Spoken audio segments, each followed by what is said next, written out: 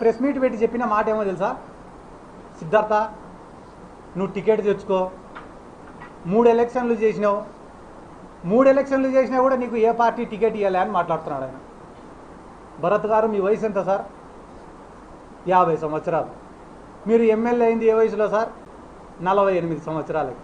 మీరు మొట్టమొదటిసారి ఎమ్మెల్యేగా నిలబడింది ఎప్పుడు సార్? 43 సంవత్సరాలకి. నా వయసు ఎంత సార్? 33 సంవత్సరాలు. నీ వయసు వచ్చినప్పటికీ కూడా నాకు టికెట్ రాకుంటే అప్పుడు అడుగు. నేను ఎమ్మెల్యే కావాలనే కోరిక నాకన్నా ఎక్కువ నీకు ఉండడం ఏంది?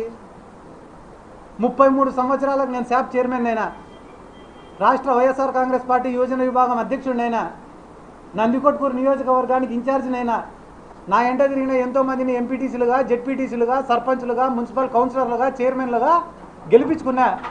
ఈ రాష్ట్రంలో ఎన్నో నియోజకవర్గాలు పార్టీ తరఫున ప్రచారానికి పోయినా, ఎన్నో ప్రెస్ మీట్లు పెట్టినా, ర్యాలీలు చేసినా, ధర్నాలు చేసినా. 33 సంవత్సరాలకే సిద్ధార్థ రెడ్డి అంటే ఒక గుర్తింపు నేను తెచ్చుకున్నా. అదే 33 సంవత్సరాలకు మీరు ఉయ్యాలు ఊగుతాయినారా సార్? నేను అడిగే ప్రశ్న ఏంది? సతీష్ అనే కుటుంబానికి న్యాయం చేయండి సార్ అని నేను అడుగుతుంటే, సిద్ధార్థ టికెట్ తెచ్చుకో, నిలబడు, ఇదే నువ్వు మాట్లాడే మాట. అది అయిపోయిన తర్వాత ఏం చెప్తున్నారు సార్ మీరు? సిద్ధార్థ ఫాల్స్ అలిగేషన్స్ చేయొద్దు అని మాట్లాడుతున్నారు. మీరు ఏ ఫార్మా కంపెనీ కాడ డబ్బులు తెచ్చుకున్నారనేది నేను చెప్పేదానికి సిద్ధంగా ఉండా, కానీ గవర్నమెంట్లో ఉండేది మీరు. నేను ఫార్మా కంపెనీ పేరు చెప్తే ఏం చేస్తారు మీరు? వెంటనే రేపు పొద్దున్నే ఆ ఫార్మా కంపెనీ వాడిని మీ మీడియా ముందర కూర్చోబెట్టి మేము టీజీ భరత్కు ₹1 కూడా ఇవ్వలేదని చెప్పిస్తారు. ఫాల్స్ అలిగేషన్లు చేసినాడు సిద్ధార్థ రెడ్డి అని మాట్లాడుతున్నారు. ఫాల్స్ అలిగేషన్లు చేసింది సిద్ధార్థ రెడ్డి కాదు. ఫాల్స్ అలిగేషన్లు చేసి అధికారంలోకి వచ్చింది తెలుగుదేశం పార్టీ నాయకులు. ఇదే కర్నూలు టౌన్లో నారా లోకేష్ పాదయాత్రకు వచ్చినప్పుడు హఫీజ్ ఖాన్ 600 కోట్లు ఎత్తినాడు అని చెప్పి మీరు అలిగేషన్ చేసినారు. ఈరోజు టీజీ భరత్ గారు మంత్రి 2 ఏళ్ళు అయింది, కూటమి గవర్నమెంట్ ఏర్పడి 2 ఏళ్ళు అయింది. కనీసం 6 కోట్లన్నా రికవరీ చేసినారా? దిన్నదేవరపాడు కాడ ఉండే ఈ రోజు కూడా వెంచర్లు వేసుకుంటున్నారు, అమ్ముకుంటున్నారు. మీరు అడ్డుకున్నారా? మా పక్క నియోజకవర్గంలో కాటసాని రాంభూపాల్ రెడ్డి గారు ఉన్నారు. ఆయన పైన నారా లోకేష్ చేసినటువంటి అలిగేషన్ ఏంది? కబ్జాల కాటసాని రాంభూపాల్ రెడ్డి గారి చెరలో నుంచి ఈ రోజు వరకు మీరు ఎన్ని ఎకరాల భూమిని రికవరీ చేసినారు? ఎన్ని ఎకరాల భూమిని మీరు పేదవాళ్ళకు పంచినారు? గుండు 0. అంటే ఫేక్ అలిగేషన్లు చేసేది మీరేనా? అయిపోయిన తర్వాత ఆడ శ్రీశైలంకు పోయినారు. ఆడ ఉన్న శిల్పా చక్రపాణి రెడ్డికి ఒక పేరు పెట్టినారు. ఏమని? చీటింగ్ చక్రపాణి రెడ్డి అని పెట్టినారు. ఆయన పైన ఈ రోజు వరకు ఎన్ని చీటింగ్ కేసులు నమోదు చేసినారు? ఎన్ని 420 కేసులు నమోదు చేసినారు? చేయలేకపోయినారు. ఎందుకు చేయలేకపోయినారు? ఆ రోజు ఓట్ల కోసం ఆయన పైన కూడా ఫేక్ అలిగేషన్స్ చేసినారు కాబట్టి. ఆడదాం ఆంధ్రాలో సిద్ధార్థ రెడ్డి 400 కోట్లు ఎత్తినాడంట. ఇది ఒకరోజు ఆర్టికల్. రెండో రోజు ఆడదాం ఆంధ్రాలో సిద్ధార్థ రెడ్డి 200 కోట్లు ఎత్తినాడంట. ఒకరోజు 100 కోట్లు ఎత్తినాడంట. అన్నీ అయిపోయి లాస్ట్కి ఈరోజు ఏమి ఇచ్చినారు? విజిలెన్స్ వాడు 40 కోట్ల అవకతవకలు జరిగినాయి కాబట్టి సిద్ధార్థ రెడ్డి పైన కానీ మినిస్టర్ గారి పైన కానీ క్రిమినల్ చర్యలు తీసుకోవాలంట. అధికారం చేతిలో ఉంది కదా అని చెప్పి తప్పుడు కేసులు, తప్పుడు కంప్లైంట్లు నమోదు చేసి ఇబ్బందులు పెడతా అంటే ఎవరు? మీరు కదా. మీరు చేస్తానే ఫాల్స్ అలిగేషన్లకి, ఫాల్స్ కేసులకి మళ్ళీ తిరిగి సిద్ధార్థ రెడ్డి ఫాల్స్ అలిగేషన్లు చేస్తారని మాట్లాడతారా? వీళ్ళకి సపోర్టుగా మళ్ళీ టీజీ భరత్ గారికి సపోర్టుగా మా ఎంపీ గారు ఎవరు? బైరెడ్డి శబరి గారు. ప్రస్తుతానికి మార్కెట్లో డీజిల్, పెట్రోల్ దొరకడంలే. పాపం అయినప్పటికీ కూడా పెట్రోల్ బంకుకు పోయి డీజిల్ పట్టించుకొని ఆమె తొందరగా పరిగెత్తుకుంటూ దెబ్బ కర్నూలుకి వచ్చి సిద్ధార్థ రెడ్డి గారు రౌడీ, గుండా అని మాట్లాడినారు. సంతోషం మేడం శబరి గారు, సంతోషం. మీరు నా గురించి బాగా మాట్లాడినారు, సంతోషం. కానీ ఈరోజు మీడియా సమావేశం ద్వారా మిమ్మల్ని నేను ఒకటి అడగాలనుకుంటానా. మీ ఫాదర్ని బైరెడ్డి రాజశేఖర్ రెడ్డి గారిని గౌరు వెంకటరెడ్డి వాడు ఒక వేస్ట్ ఫెలో అని మాట్లాడి ఈ రోజుకి 2 నెలలు అయింది. ఎందుకు మీరు ఈ రోజు వరకు కౌంటర్ ప్రెస్ మీట్ పెట్టలే? నందికొట్కూరు మార్కెట్ యార్డ్లో మాండ్ర శివానందరెడ్డి అని ఆయన ఇదే బైరెడ్డి రాజశేఖర్ రెడ్డి గారిని ఈ నందికొట్కూరులో 2 సార్లు ఎమ్మెల్యే గెలిచిన ఒక జోకర్ గాడు ఉన్నాడని మాట్లాడినాడు. దానిపైన మీరు ఎందుకు ప్రెస్ మీట్ పెట్టాలా? స్పందించలే. నందికొట్కూరు ఎమ్మెల్యే జయసూర్య గారు ఏమన్నాడు? ఆయన బైరెడ్డి రాజశేఖర్ రెడ్డికి మా తెలుగుదేశం పార్టీకి సంబంధమే లేదు, అతను చెప్తే ఏ ఒక్క అధికారి కూడా స్పందించాల్సినటువంటి అవసరం లేదు అని చెప్పి 100 మంది ముందర మాట్లాడినాడు. దానిపైన మీరు ఎందుకు స్పందించలే? దానిపైన స్పందించారు కానీ సిద్ధార్థ రెడ్డి పైన స్పందించాలంటే మాత్రం వెంటనే పరిగెత్తుకుంటూ వస్తారు. పరిగెత్తుకుంటూ వచ్చి రౌడీ గూండా క్రిమినల్ సిద్ధార్థ రెడ్డి గారు రౌడీనా కాదా అని చెప్పడానికి మిమ్మల్ని ఎంపించేసినారా? 5 పైసలైనా నిజాయితీ ఉండాలి కదా. పిల్లల్ని గారభంగా చూసుకునే తల్లిదండ్రులు ఉంటారు, అల్లారు ముద్దుగా చూసుకునే తల్లిదండ్రులు ఉంటారు. కానీ కొండ మీద కోతినైనా తీసుకొని వచ్చి ఇచ్చే తల్లిదండ్రులు చాలా తక్కువగా ఉంటారు. బైరెడ్డి శబరి గారికి డాడీ నాకు ఎంబీబీఎస్ సీట్ కావాలంటే కొనిచ్చినాడు. డాడీ నాకు పీజీ సీట్ కావాలంటే కొనిచ్చినాడు. డాడీ నాకు ఎంపీ సీట్ కావాలంటే కొనిచ్చినాడు. 100 కోట్ల ఆస్తులు ఇచ్చినాడు. ఈ ప్రపంచంలోనే లావిష్ లైఫ్ స్పెండ్ చేసుకునేంత అవకాశం నీకు ఇచ్చినాడు మీ ఫాదర్. అటువంటి మీ ఫాదర్ని ఎవడు పడితే వాడు విమర్శిస్తుంటే ఒక్కరోజు స్పందించని బైరెడ్డి శబరి గారు సిద్ధార్థ రెడ్డి పైన మాట్లాడమంటే మాత్రం అమెరికాలో ఉన్న ఫ్లైట్ ఎక్కి కర్నూలుకి వస్తారు. ఎందుకు? ప్రతిపక్షంలో ఉండాలే, ఏం మాట్లాడినా చెల్లిపోతుంది. నేనేమన్నా మాట్లాడినా తిరిగి మాట్లాడాడులే. ఒకవేళ వాడు ఏమన్నా మాట్లాడితే నేను వెంటనే ప్రెస్ ముందు కూర్చొని మహిళను ఎవరైనా ఇలా మాట్లాడచ్చా అండి, డాక్టర్ని ఎవరైనా ఇలా మాట్లాడచ్చా అండి అని ఏడ్చి మళ్ళీ బురద అంతా వాడిపైన చల్లొచ్చని ఒక ఆలోచన. వాని ఎంట ఉండేది కిడ్నాపర్లు, గంజాయి బ్యాచ్. నా ఎంట ఉండేది సరే వాళ్ళే. నిన్న ఆమె ప్రెస్ మీట్ మాట్లాడే ముందర ఆమె వెనక నిలబడిన ఒక్కొక్కని పేరుతో సహా చెప్తాను, నా వల్ల లాభ పొందినాడు. ఆమె వెనక పక్క నిలబడిన చెరుకుచెర్ల సుధాకర్ రెడ్డి అనేటువంటి మున్సిపల్ చైర్మన్ చేసింది సిద్ధార్థ రెడ్డి. మున్సిపల్ చైర్మన్ అయ్యేదానికి డబ్బులు ఖర్చు పెట్టుకున్నాడు, అది కూడా నష్టపోకూడదని అతని బిడ్డకు మెడికల్ సీటు ₹1 కోటి విలువ చేసే మెడికల్ సీట్ ఇప్పించింది ఇదే సిద్ధార్థ రెడ్డి.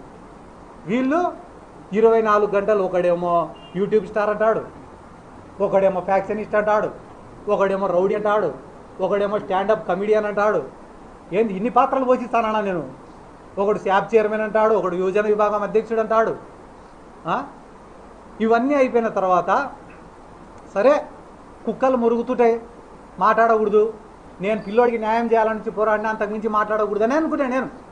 కానీ దురదృష్టవశాత్తు నిన్న టీజీ వెంకటేష్ గారు మాట్లాడినారు. 75 ఏళ్ళు 80 ఏళ్ళు వయసు ఉంటుంది ఆయనకి. ఎవరికి? టీజీ వెంకటేష్ గారికి. ఆయన నా పేరు ప్రస్తావించకుండా నిన్న మొన్నటి వరకు నాకు కొంచెం ఇష్టం ఉన్నింది, ఆ ఇష్టం కూడా పోయింది. ఇప్పటి నుంచి మేము కూడా ఏందో మా కథ ఏందో చూపిస్తాము. వాస్తవం చెప్పాలంటే సార్, నిజం చెప్తాను సార్, టీజీ వెంకటేష్ గారు మీరు కూడా చూస్తుంటారు, నాకు మీరంటే కూడా చాలా అభిమానము, రెస్పెక్ట్ సార్. దేశవ్యాప్తంగా ఒక పేరు, ఒక గుర్తింపు ఉన్న నాయకులు మీరు కూడా. మీరంటే కూడా నాకు చాలా రెస్పెక్ట్. కానీ ఎప్పుడైతే నిన్న మీరు మాట్లాడిన మాటలు విన్నానో మీ పైన ఉండే ఆ రెస్పెక్ట్ కూడా పోయింది సార్.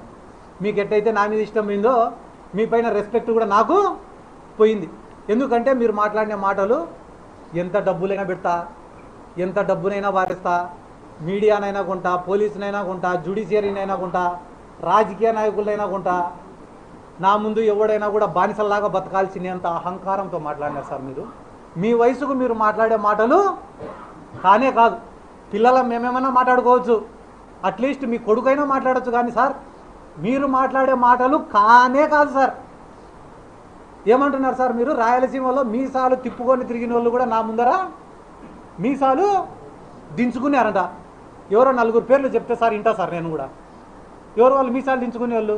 బైరెడ్డి రాజశేఖర రెడ్డి, మా కాడసాని రాంభూపాలన్నా, లేకుంటే మా ఎదురూరు విష్ణన్ననా, లేకుంటే కేఈ ప్రభాకర్ గారా?